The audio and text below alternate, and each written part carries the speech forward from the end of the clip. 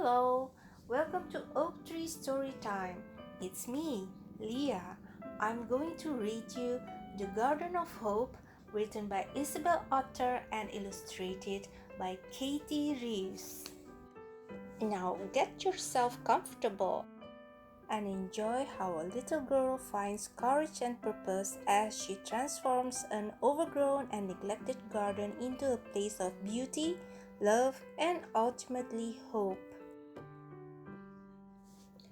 Things had changed since Mom had been gone. The house was untidy. Maya, Dad, and Pip were a bit of a mess, and the garden had become wild and overgrown. Dad was trying his best, but sometimes it was hard to remember all the things that needed doing. Maya sometimes felt lonely, but luckily she had Pip. Of course, there were moments when it was impossible not to miss Mom. When Maya felt sad, Dad was always there for a bear hug. He was a great storyteller, and he told Maya tales of magic and adventures in faraway lands. She particularly enjoyed the stories when Dad wove her and Pip into the plot as brave characters. One afternoon, Maya was feeling sad and a little bit anxious. Dad said it was time for a story. This one was going to be about Mom. Maya stopped biting her nails and looked up. Dad hardly ever told stories about Mom. You know, your mom used to worry about things too, don't you, Maya? Said Dad. Whenever she felt upset, she would go outside, plant some seeds, and wait for them to grow into something new and beautiful.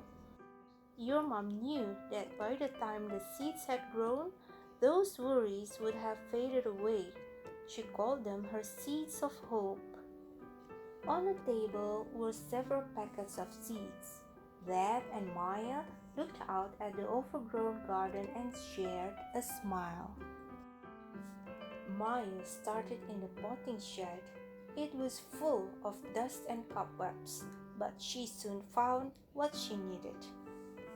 Next, she began to busily pull up weeds. The garden had been unloved for a long time, and the weeds had tangled themselves over everything. At last, the ground was ready. It was time to plant the first seed. Maya chose the packet with a bright sunflower on the front.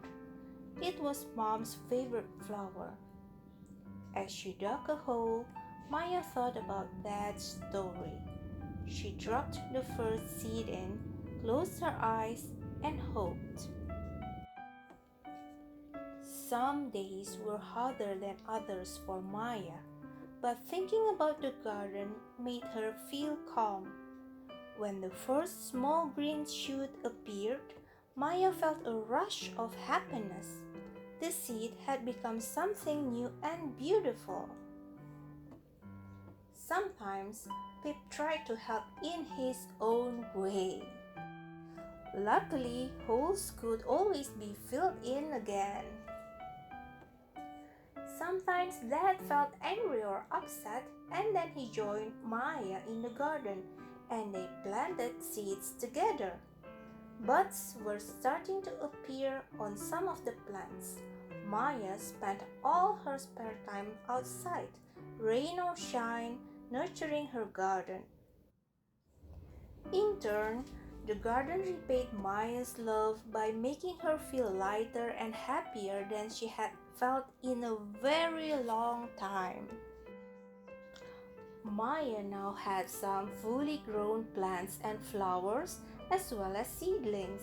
The flowers began to bloom and this attracted new visitors. First came the bees and the butterflies.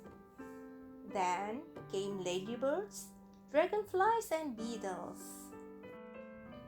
Birds arrived, and with them voles and hedgehogs. Finally came rabbits, squirrels, and foxes. The garden was humming, hopping, buzzing, and bursting with life. Maya had transformed the garden into a place of beauty once more. Mom had been right. Maya had forgotten the worries she had planted with the seeds. The garden had carried them away. Things had changed since Mom had been gone. The house was still untidy. Maya, Dad, and Pip were still rather a mess. But something felt different. For the first time in a long while, there was hope. Dad and Maya looked out at their beautiful garden and shared a smile. The end. It's very beautiful. When your days were harder than others, always remember to plant your seed of hope. And the seed would become something new and beautiful. Thank you for listening. Don't forget to like, subscribe, and share, okay? Bye-bye.